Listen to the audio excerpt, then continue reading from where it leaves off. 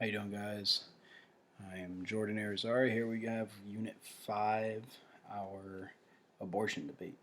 So, the topic of abortion is often a heated debate. Rather than whether you're talking to family, friends, coworkers, whatever it is. I've had this conversation with many people throughout this class on is it ethical for abortion and stuff like that. But it all comes down to basically making laws over a woman's body. It's her body technically to she can do what she wants to her body. However, most of the time we have men making these laws, in Congress, stuff like that. So I think that's where the frustration comes from. Even myself, I've been torn between a situation whether pro-life, pro-choice, because I think every life deserves a chance to live.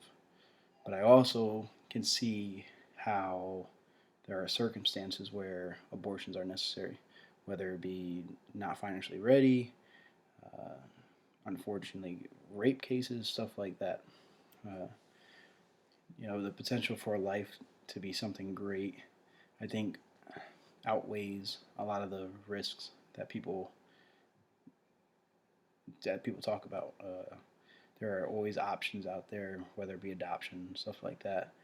When I was deployed to Africa, I saw some of the worst living conditions in Niger, Africa, and these kids in the orphanages were probably some of the happiest kids I've ever seen as well. And that just makes your heart so full when you see stuff like that. These kids are living in the worst conditions, and it doesn't get much worse how they were living, but they still saw life as something positive. So I think every life deserves a chance because you know kids out there have it worse than we do here in America. And sure, every case is different. Everyone's life is different. We were all brought up differently in different families, stuff like that. So myself, I'm pro-life. I think every life deserves a chance, like I said. But on the other hand, my wife, she is pro-choice, and I don't really talk much about to her because we're both stubborn. We both have strong opinions, and we're not really good at debating. But with this lesson, I try to go for it. I sat her down and we had an educational conversation, a scholar conversation on pro-life and pro-choice. And I'm still sleeping in bed at night, so I guess it ended pretty well. Uh, so I asked her a few questions. The first question, just right off the bat, I said, "Why are you pro-choice? Give me some reason why you're pro-choice."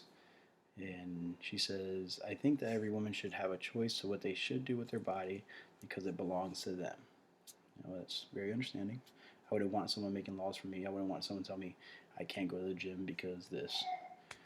She also says some families are not ready to support a child. Unfortunately, some women are raped and do not want that child or stretch marks as a constant reminder. And myself, I've always said, all right, well, they don't want that child, then they can put it up for adoption. I'm not financially ready. But I never really thought about the body image behind it and the stretch marks being a constant reminder of that incident happening. So the next question I ask, what do you consider a life? And she says, anything that is living on this earth that can breathe air is a living human life.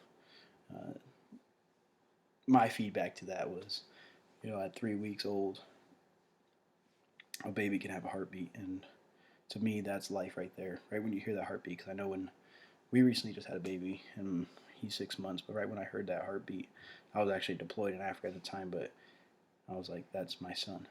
Right when I heard that heartbeat, it was just like, wow, that's a life.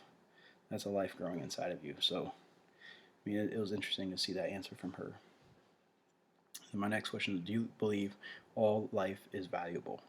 In other words, what if this life is the next president? Like if this future human that you're gonna possibly abort could be the next female president? You never know. And she says, yes, all life is valuable, but a woman should have a choice what to do with that life because if she can't raise that child safely, that life shouldn't be born into a harmful situation.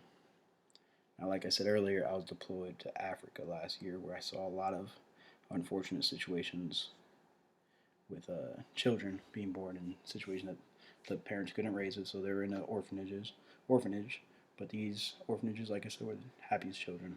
So I've seen some bad situations where the child is still happy. And there's, like I said, there's options out there. You put your child up for adoption if you wanted to. I think there's, if I recall,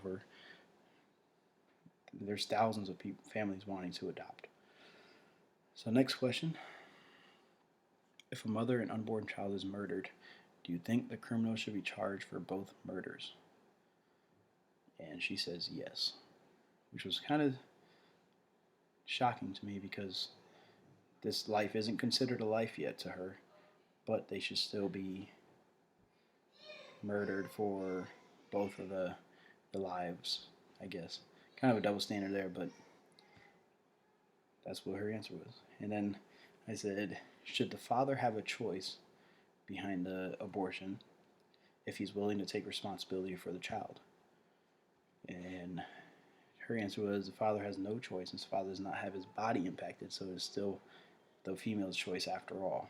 Which I can see that, but on the other hand, I think it's two people come together for consensual sex. Two people have that or conceive that child, so there should be some kind of opinion for the father that he's allowed to put into it. So those are questions I asked. After all, I didn't actually learn much of her side that I didn't know.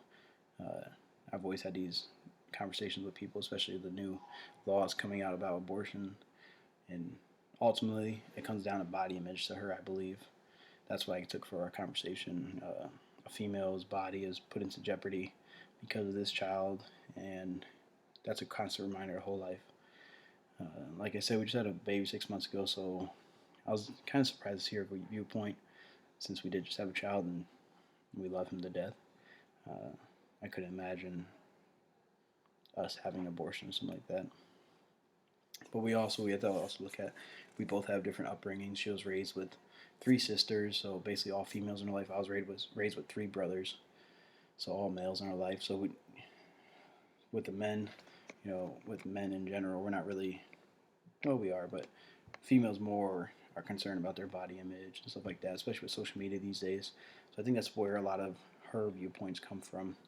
Mine is, just, I think every life deserves a chance. I've seen things throughout my life where I think, if you're given that life a chance, they could be something spectacular.